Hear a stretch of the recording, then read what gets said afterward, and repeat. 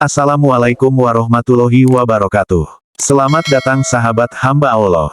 Najis memiliki banyak jenis dan macamnya. Setiap jenis najis ini juga punya cara mensucikan yang berbeda. Najis adalah suatu kotoran. Jika kotoran tersebut menempel pada pakaian atau tempat, maka pakaian atau tempat tersebut tidak dapat digunakan untuk beribadah, misalnya sholat.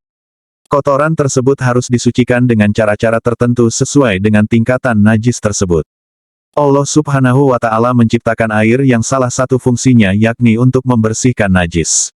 Dalam Al-Quran Surat Al-Anfal ayat 11, Allah Subhanahu wa Ta'ala berfirman. Artinya, ingatlah ketika Allah menjadikan kamu mengantuk sebagai suatu penenteraman daripadanya, dan Allah menurunkan kepadamu air, hujan, dari langit untuk mensucikan kamu dengan air itu dan menghilangkan dari kamu gangguan-gangguan syaitan dan untuk menguatkan hatimu dan memperteguh dengannya telapak kakimu. Macam-macam najis. Najis dibagi menjadi 3 macam, yaitu 1. Najis mukafafah yaitu najis ringan. Contohnya air kencing bayi laki-laki yang belum makan sesuatu kecuali air susu ibunya. Jika sang bayi sudah pernah mengonsumsi makanan selain air susu ibu, semisal susu kaleng buatan pabrik atau yang lainnya, maka air kencingnya sudah tidak lagi dikatakan najis ringan, melainkan najis sedang. 2. Najis mutawasitah yaitu najis biasa atau sedang. Contohnya nanah, darah, kotoran yang keluar dari kubul dan dubur manusia atau binatang, minuman keras, darah haid dan nifas, wadi dan matsi, juga bangkai termasuk tulang dan bulunya. Bangkai manusia, belalang, dan ikan tidak dianggap najis. Najis mutawasitah dibagi menjadi 2 macam, yaitu najis ainiyah yaitu najis yang tampak zatnya atau sifatnya seperti warna, bau, dan rasanya. Najis hukmiyah yaitu najis yang tidak tampak zatnya atau sifatnya, seperti air kencing atau arak yang sudah kering. 3. Najis mughalazoh yaitu najis berat. Contohnya babi dan air liur anjing. Hal ini berdasarkan Al-Quran Surat Al-An'am ayat 145.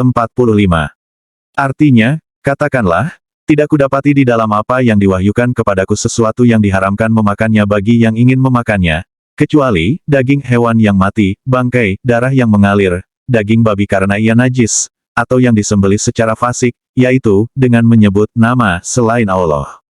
Akan tetapi, siapapun yang terpaksa bukan karena menginginkannya dan tidak melebihi batas darurat, maka sesungguhnya Tuhanmu Maha Pengampun lagi Maha Penyayang. Adapun tentang najis anjing didasarkan pada hadits berikut.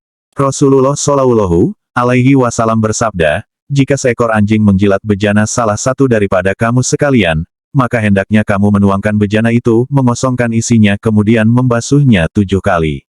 Hadis riwayat Muslim. Cara mensucikan najis. Langkah-langkah yang harus dilakukan untuk membersihkan najis ialah 1. Mensucikan dari najis mukafafah.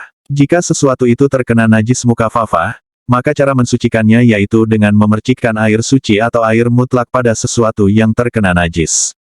Air mutlak adalah air murni termasuk di dalamnya air sumur, air hujan, air sungai, dan embun.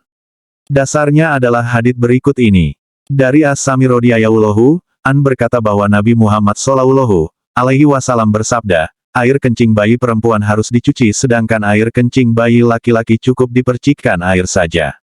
Hadis riwayat Abu Daud, An-Nasai, dan Al-Hakim. 2. Mensucikan dari najis mutawasitoh ainiyah. Jika sesuatu itu terkena najis mutawasitah ainiyah, maka cara mensucikannya yaitu dengan mencucinya hingga warna, bau, dan rasanya hilang. Kemudian dibasuh dengan air yang suci. 3. Mensucikan dari najis mutawasitoh hukmiyah. Jika sesuatu itu terkena najis mutawasitah hukmiyah, maka cara mensucikannya yaitu dengan membasuh atau mengalirkan air suci pada sesuatu yang terkena najis. 4. Mensucikan dari najis mughalazoh. Jika sesuatu itu terkena najis mughalazoh, maka cara mensucikannya yaitu dengan mencucinya sampai 7 kali dan salah satunya dicampur dengan debu atau tanah. Tanah di sini tidak boleh diganti dengan bahan lainnya misal sabun, deterjen, atau yang lainnya. Kemudian membasuh atau mengalirkan air suci pada sesuatu yang terkena najis tersebut. Najis makfu, najis yang dimaafkan. Najis makfu adalah najis yang tidak wajib disucikan karena terlampau sedikit dan tidak dapat dibedakan antara yang terkena najis dan yang tidak. Contohnya darah atau nanah yang sedikit, bangkai hewan yang tidak mengalir darahnya, percikan air najis yang sedikit, dan lain sebagainya.